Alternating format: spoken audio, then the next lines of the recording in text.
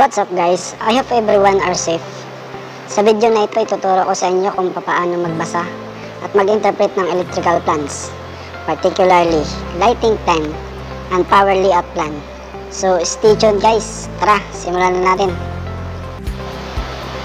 Kung ikaw ay magpapatayo ng isang building or bahay, mahalaga na meron itong plano. Isa sa mga ito ay ang electrical plans na tatalakayin natin sa video na ito.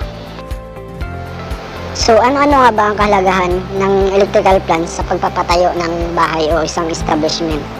Una, guide sa pag-implement ng electrical system sa isang establishment. Pangalawa, ito ay isa sa mga requirements sa pagkuha ng iba-ibang uri ng permits. At ang pangatlo ay ang safety. So, ating talakayin ang tatlong nabanggit na kahalagahan ng electrical plan sa pagpapatayo ng bahay. Una ay ang guide. Ito ay magsiserve as guide sa isang electrical contractor o electrician sa pag-implement ng electrical system para maiwasan ang mga back job. Pangalawa ay permit. Ito ay isa sa mga requirement sa pagkuha ng iba't ibang uri ng permits na katulad ng electrical permit, building permit, at kailangan din ito sa pag-apply ng electrical meter o electric meter lalo na kung malaki na ang load or establishment. At ang pangatlo ay ang safety. Mahalaga ang electrical plans na gagamitin ay approved at signed and sealed ng PE or Professional Electrical Engineer para ma-assure na tama ang design at naayon sa Philippine Electrical Code. Mahalaga rin na supervise ng electrical license practitioner ang lahat ng electrical system ng building para siguradong nasunod ng maayos ang design ng plano.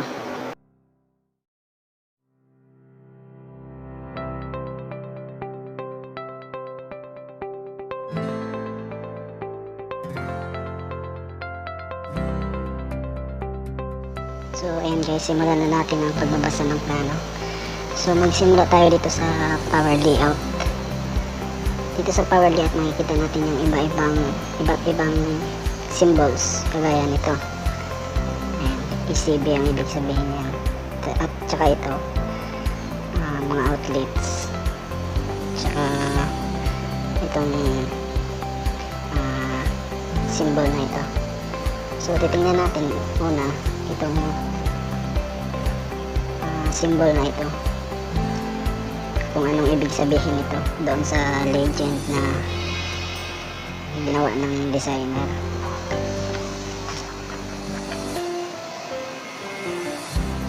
So ayan, ito yan. Ang ibig sabihin niyan is duplex convenience outlet. So andito nakalagay din yung rating niya, 15 amperes, tsaka yung 230 volts na rating ng voltage. At then yung iba pang detalye, nakalagay na rin dito yung elevation niya pag nag-install ka. Depende sa location.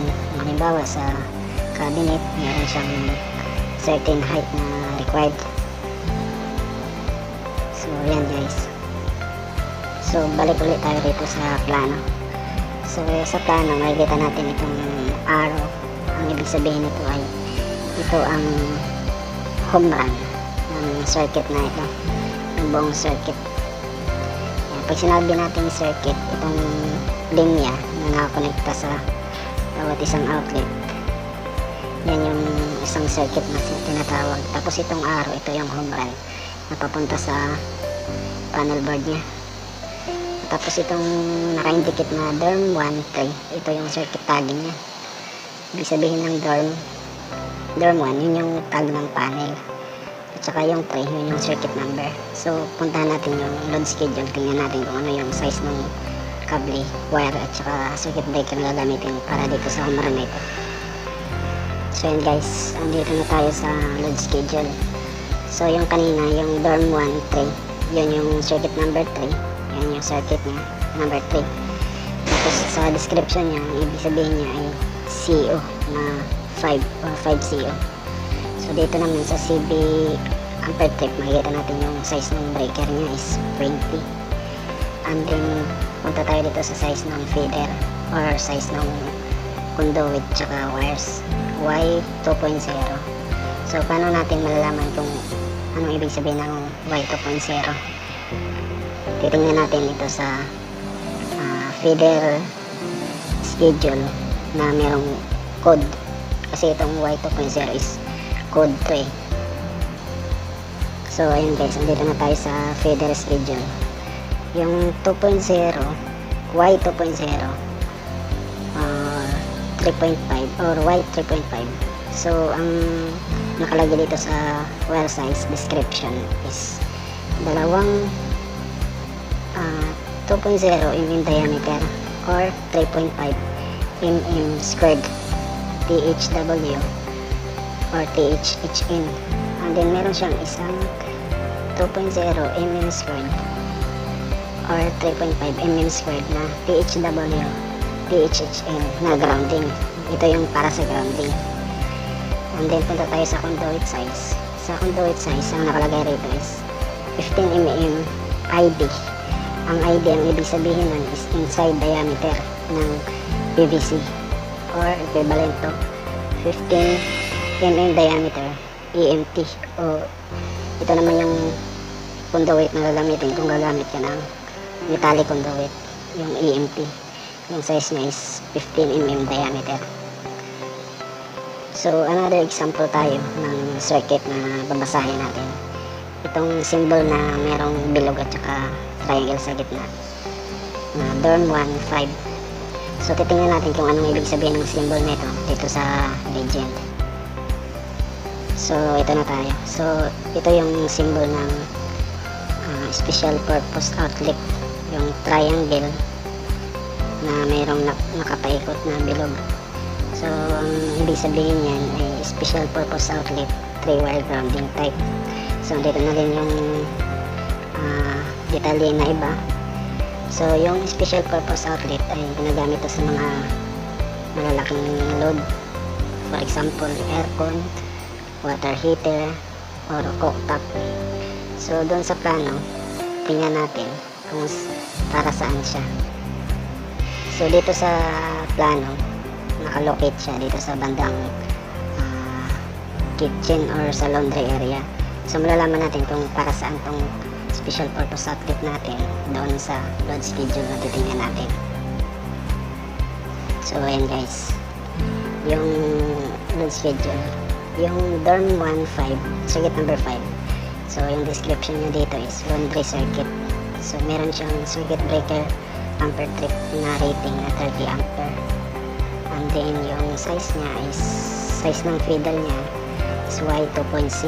So titingnan natin itong size ng feeder size dun sa feeder code ng mga tubo at saka kable. So andito na tayo sa feeder schedule code. So yung 2.6 or Y2.5 or 5.5. So ito yung wire size description niya is dalawang 2.6 mm diameter or 5.5 na 5.5 mm squared THW or THHN at saka isang 2.6 mm diameter or 5.5 na mm squared THW THHN na grounding. So itong dalawang linya, yung isang linya is para sa line 1 or line tsaka neutral.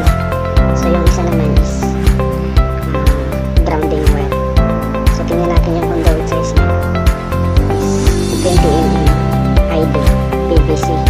So itong 20 mm diameter equivalent sa 3/4 inch sa PVC or 15 mm diameter inch. So itong 15 ano pala 15 mm diameter inside diameter na PVC equivalent naman to sa 1/2 inch na PVC. So pangatlong example tayo guys. So dito sa circuit na to, titingnan natin yung kung ano yung mga nakabit sa DORM 110. So dito may nakita tayong symbol na box. Tapos dito pupunta sa isang kwarto.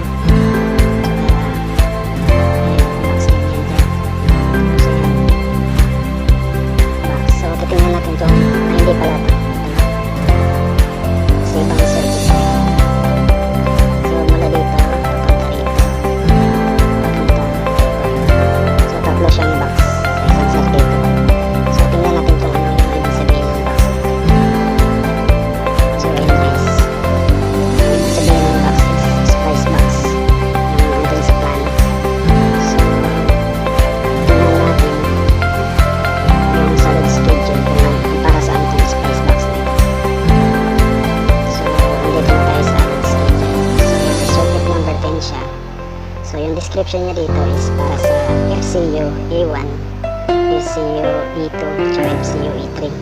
So yung circuit na yun is dedicated siya para sa air conditioning system ng unit o ng bahay na yun.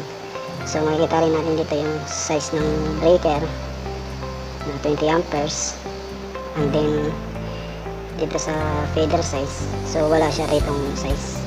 So for RFA ang gagawin natin dito kasi wala dito sa load schedule yung fader size niya. So pagka ganitong instance na may kulang sa mga detalye ng drawing, as for example dito sa load schedule, so i-RFA natin to, o request for RFI, i-RFI natin to, request for information sa designer kung bakit walang nakalagay na detalye ng size ng fader. So dito na tayo guys sa lighting system. So dito makikita natin yung mga ilaw, ayan. So ganun din yung pagbabasa natin ng plano. Titingnan din natin yung kung anong magkakasama sa circuito, kasi itong linya na to, ito yung nag-serve na conduit natin tsaka wire, yun yung takbo na. So dito sa example, itong dorm 1 na to, dorm 1 circuit number 1. So titingnan din ulit natin to sa lead schedule kung anong size ng kable, anong size ng wire, ng tubo at saka ng circuit breaker. So malalaman din natin No. so yun, so dito nakita natin itong SGK. So ano bang ibig sabihin ng SGK? So titingnan din natin to sa legend, andun din to kung anong ibig sabihin nito.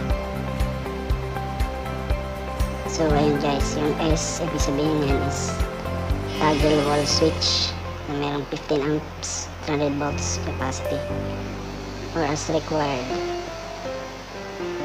So andito yung ibang detalye ng switch, pero since yung switch natin is meron siyang patterns, tinatawag na pattern switch, kung ano yung magkakasama doon sa switching ng ilaw doon sa plano, makikita natin dito sa plano yung JK.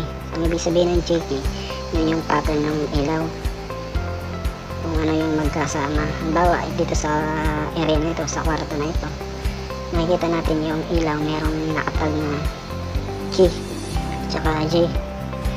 So yung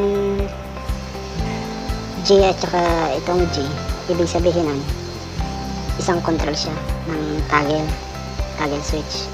So pag pinindot mo yung switch, mamamatay at saka magbubukas yung G na ilaw, at saka yung K ganon din. So ganon din guys yung sistema kung paano malaman yung size nito ng kable. Doon mo rin titingnan sa load schedule. Lahat kasi ng detalye doon makikita mo. So sa mga symbol naman, titingnan mo doon sa legend. Doon makikita kung ano yung mga ibig sabihin ng mga nakalagay na legend symbols ng electrical dito. Ito yung mga sign or whatsoever, mga letters, basta doon mo makikita yan sa legend. So hanggang dito lang guys. Sana may natutunan kayo sa video na ito. Maraming salamat. So next video ko sana ituturo ko sa inyo kung paano magbasa ng single line diagram or power single line diagram. Sana abangan nyo yan. Thank you.